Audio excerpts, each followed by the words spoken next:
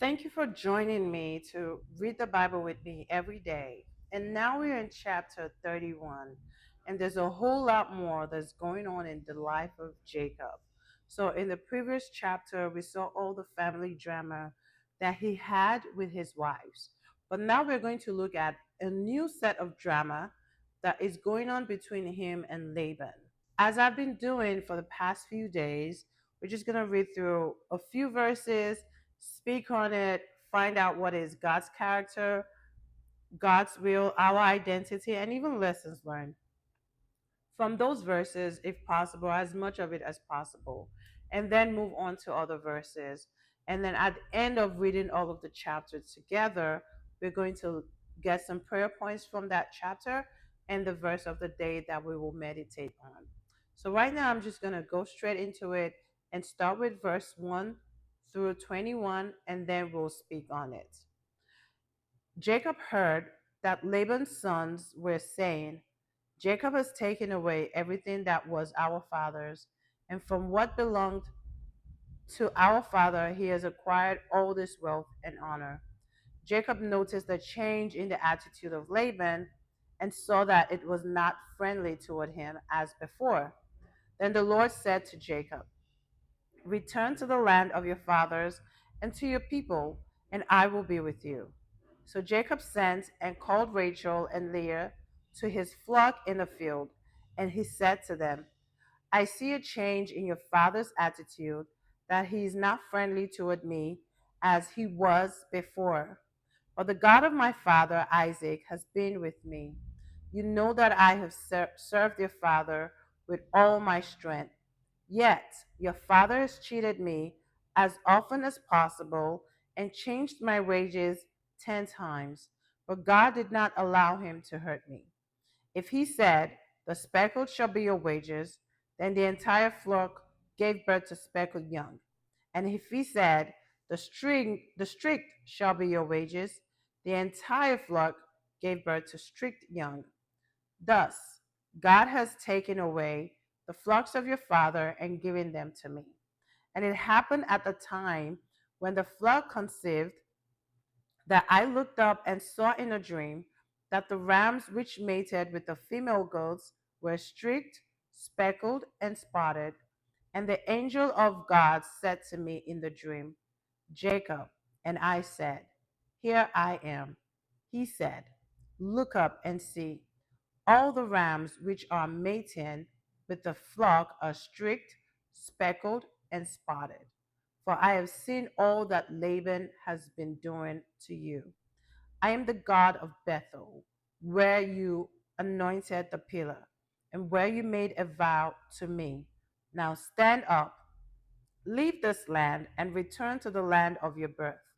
Rachel and Leah answered him, Is there still any portion of inheritance for us in our father's house?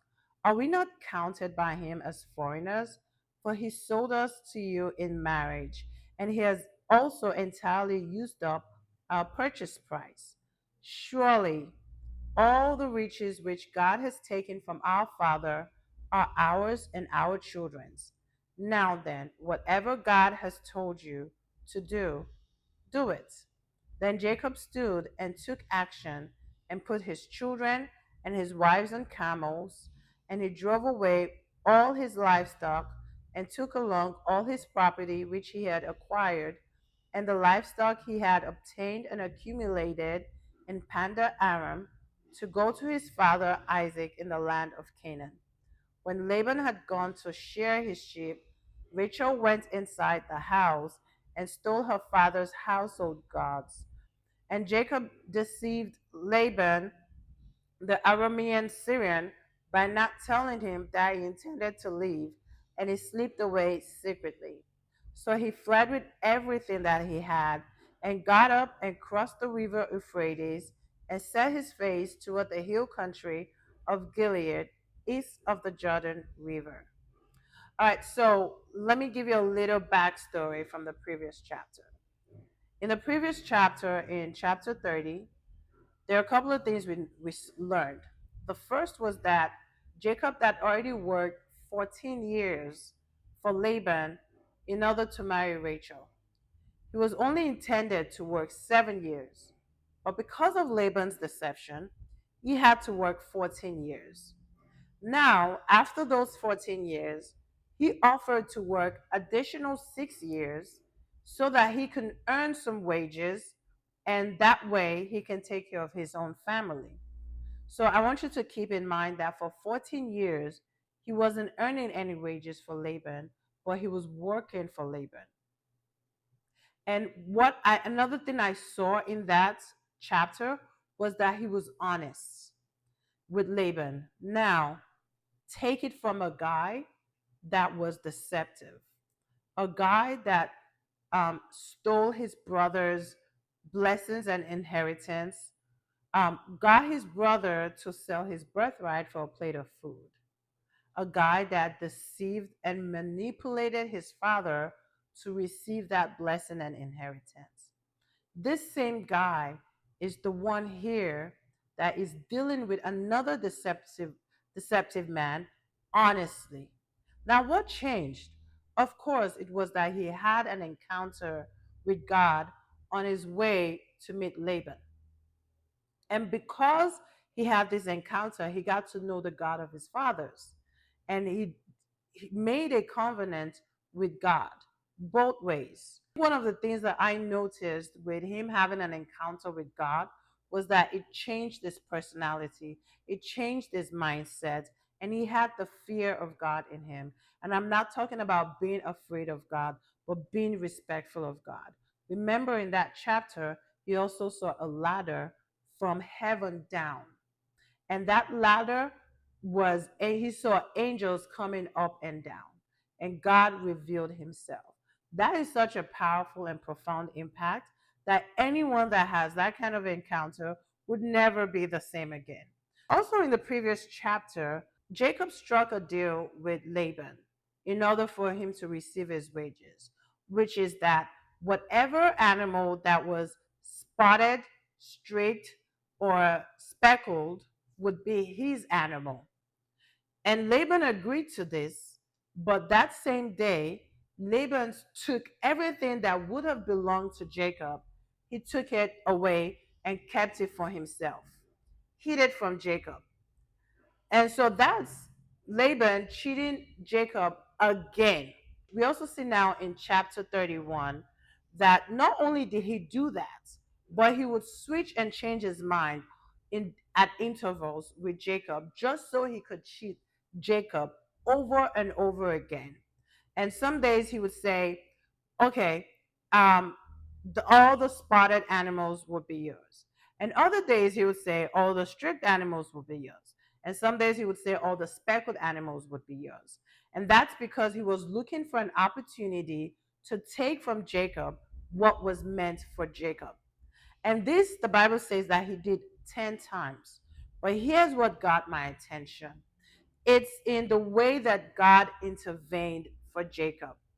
Number one, that God did was, even though the animals that were mating were probably not streaked, speckled, or striped, in the dream, God showed Jacob that those animals, even though they physically appeared to be not what they were in the dream, but in the dream they were speckled, striped, streaked animals that were mating.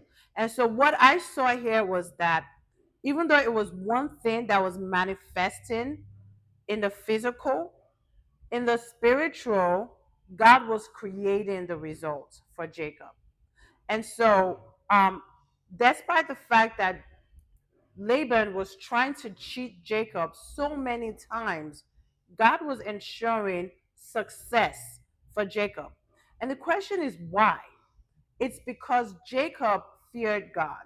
Jacob dealt honestly with Laban, and he never allowed anything that Laban did affect who he has become as a man of God. And I say this because I want to encourage us that regardless of what people do to you, regardless of how people treat you, how they act or react with you, I believe that as a child of God, you should stay true to who you are. You should stay true to the person that God has created and shaped you to be. And you should not change that person. Jacob could have changed his personality again and said, "Oh, you cheated me, then I'm going to cheat you as well." But he didn't do that. Instead, he dealt honestly with Laban, regardless of how many times that Laban cheated him. And God saw that. God honored that. And God favored him because of that. We're going to read a few more verses and then speak on it. And so we're going to read verses 22 to 42 and then speak on it. On the third day after his departure, Laban was told that Jacob had fled. So he took his relatives with him and pursued him for 7 days. And they overtook him in the hill country of Gilead. God came to Laban the Aramean in a dream at night and said to him, "Be careful what you do. Be careful that you do not speak to Jacob, either good or bad." Then Laban overtook Jacob. Now Jacob had pitched his tent on the hill, and Laban with his relatives camped on the same hill of Gilead. Then Laban said to Jacob, "What do you mean by deceiving me and leaving without my knowledge, and carrying off my daughters as if they were captives of the sword? Why did you run away secretly and deceive me and not tell me, so that otherwise I might have sent you away with joy and with songs, with music on the tambourine and lyre?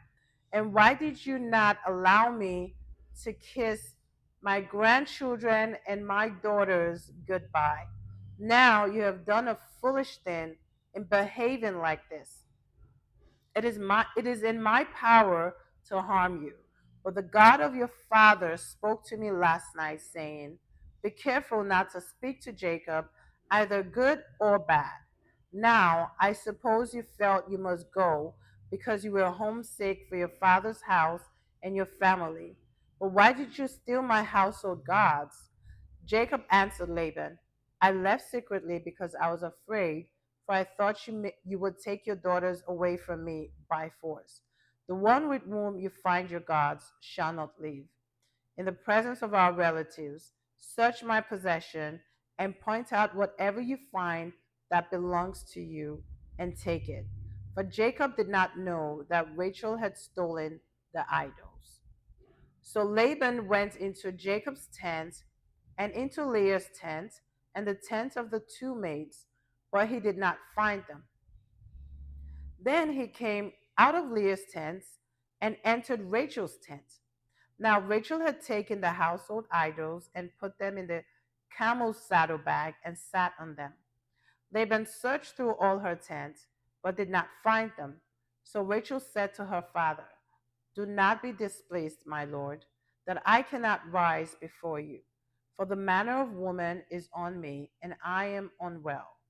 He searched further, but did not find the household idols. Then Jacob became angry and argued with Laban. And he said to Laban, "What is my fault? What is my sin that you pursued me like this? Although you have searched through all my possessions, what have you found of your household goods? But put it here before my relatives and your relatives, so that they may decide who has done right between the two of us. These 20 years I have been with you. Your ewes and your female goats have not lost their young, nor have I eaten the rams of your flocks. I did not bring you the torn carcasses of the animals attacked by predators. I personally took the loss. You required of me to make good everything that was stolen, whether it occurred by day or night. This was my situation. By day, the heat consumed me, and by night, the cold, and I could not sleep. This 20 years I have been in your house. I served you 14 years for your two daughters, and 6 years for my share of your flocks, and you have changed my wages 10 times. If the God of my father, the God of Abraham, the feared one of Isaac, had not been with me, most certainly you would have sent me away. You would have sent me away now, empty handed. God has seen my affliction and humiliation and the exhausting labor of my hands. So he rendered judgment and rebuked you last night. Here's another thing that I saw was when Laban found out that Jacob had left, fled, however you want to put it, he chased after him. But God showed up and intervened once again for Jacob and said to Laban, make sure you don't tell him good or bad. That means don't harm him.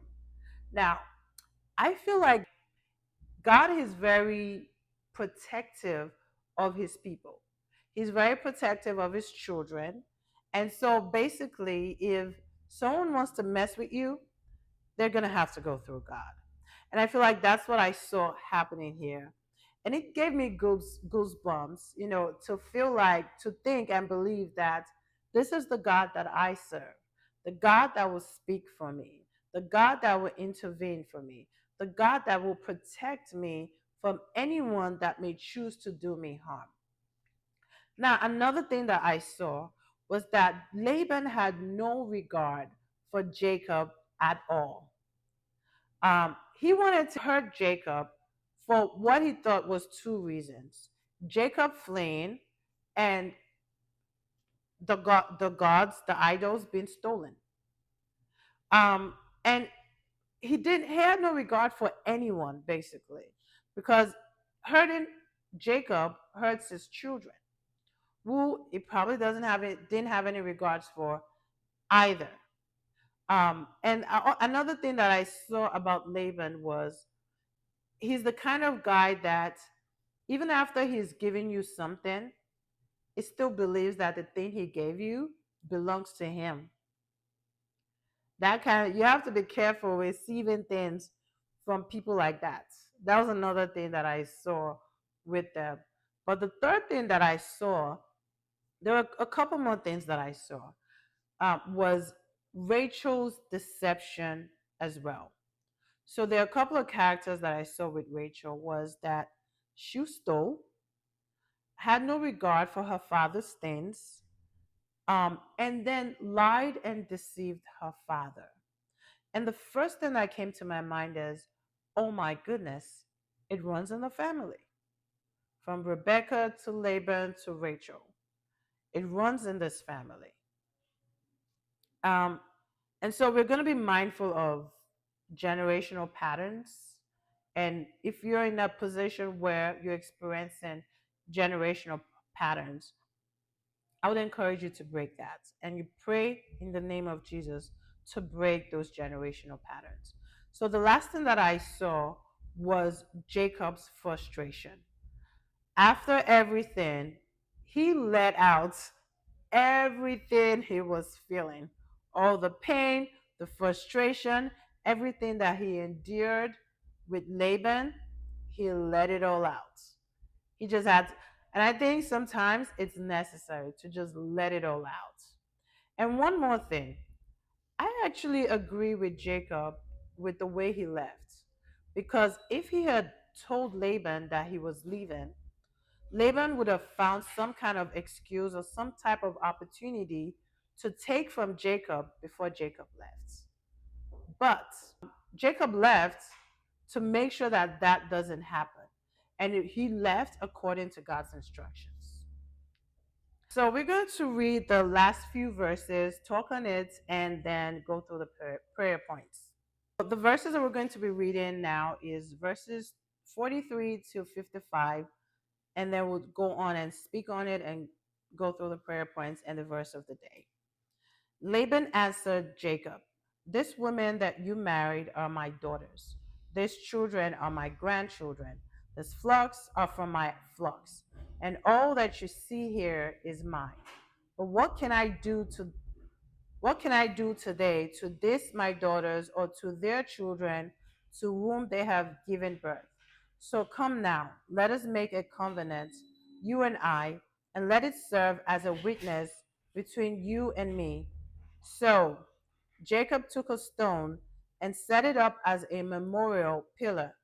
Jacob said to his relatives, gathered stones, and they took stones and made a mound of stones. And they ate a ceremonial meal together there on the mound of stones. Laban called it Jegar Sahadutha, stone monument of testimony in Aramaic, but Jacob called it Galid. Laban said, "This mound of stones is a witness, a reminder of the oath taken today between you and me." Therefore, he also called the name Galid, and Mizpah, watchtower. For Laban said, "May the Lord watch between you and me when we are absent from one another. If you should mistreat, humiliate, oppress my daughters, or if you should take other wives besides my daughters, although no one is with us as a witness, see and remember, God is witness between you and me." Laban said to Jacob, "Look at this mound of stones, and look at this pillar which I have set up between you and me. This mound is a witness, and this pillar is a witness that I will not pass by this mound to harm you, and that you will not pass by this mound and this pillar to harm me. The God of Abraham, your father, and the God of Nahor, my father, the image of worship of their father Terah, an idolater, judge between us." But Jacob swore only by the one true God, the fear of his father Isaac. Then Jacob offered a sacrifice to the Lord on the mountain and called his relatives to the meal, and they ate food and spent the night on the mountain. Early in the morning, Laban got up and kissed his grandchildren and his daughters goodbye and pronounced a blessing, asking God's favor on them. Then Laban left and returned home. So once again, you see here Laban claiming that everything that belonged to Jacob was his. How could it be his when Jacob worked 14 years for both wives? When it was Jacob and his wives that had the children? When the animals, the flocks that Jacob got, he worked 6 years for, despite Laban trying to cheat him. How then can Laban say that these things are his? Well, that just tells us the type of man he is. And remember, I said earlier, he's the kind of person that will give you something and then still consider that thing he is giving you as his. So please be mindful of who you take things from. But there are a couple of other things that I saw here.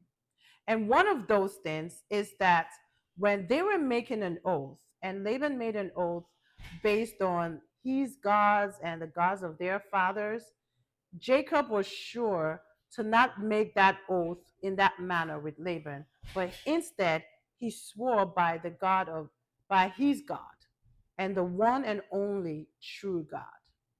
And so I brought this up because I want us to be mindful not to participate in the things that other people are doing.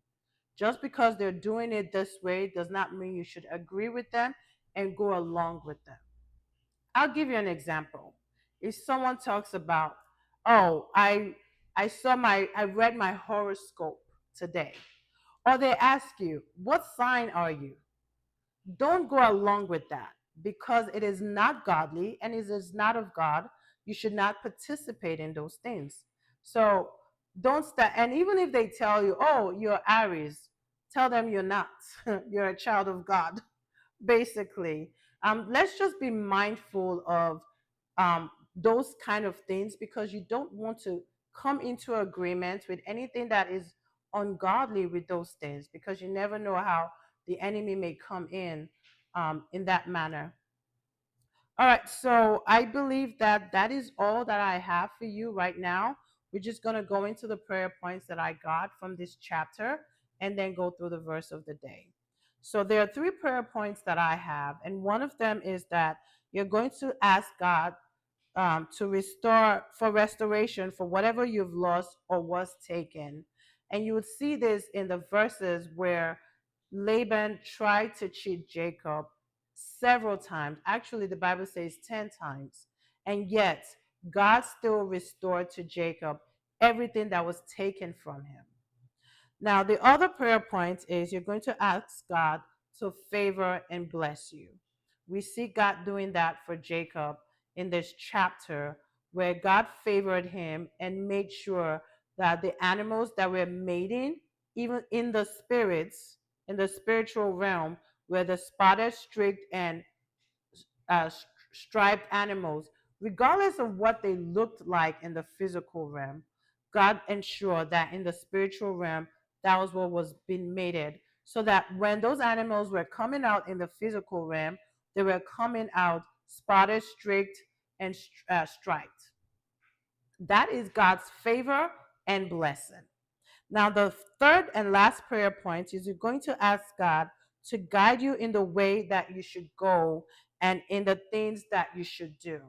We saw that even when Jacob realized that Laban and his sons were no longer happy with him being there, he waited until God gave him the instruction to leave, and then he left.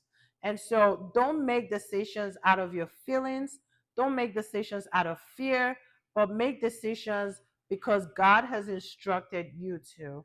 But how do you know? Is ask God to guide you, and he will guide you. All right, so the verse of the day that I chose is verse 42. And I'm going to read the verse and explain to you why I believe we should meditate on this. If the God of my father, the God of Abraham, and the feared one of Isaac had not been with me, most certainly you would have sent me away now empty handed. God has seen my affliction and humiliation and the exhausting labor of my hands. So he rendered judgment and rebuked you last night. Now, the reason why I chose this as the verse of the day is to, number one, understand that our God is El Roy, the God that sees us. When people are treating you badly, do not retaliate. When you're being cheated, don't try to cheat back, but understand and know that God sees you and He is with you. He will fight for you, He will defend you, He will protect you. And I just want you to hold on and get to know the God that you serve, the God that loves you so much. So please meditate on this verse and constantly remind yourself of who God is to you. He is the God that is Jehovah Elroy, that sees your affliction, sees your pain, and He's there for you. All right, thank you so much for joining me again to read the Bible with me every day. And we are going to go into chapter 32 tomorrow and talk about Jacob and Esau. They actually met each other after the way Jacob ran away from that situation. Yes, they met. And I'm so excited to find out what that encounter looked like. Well, till tomorrow, we'll do that. Thank you so much. Have a blessed day.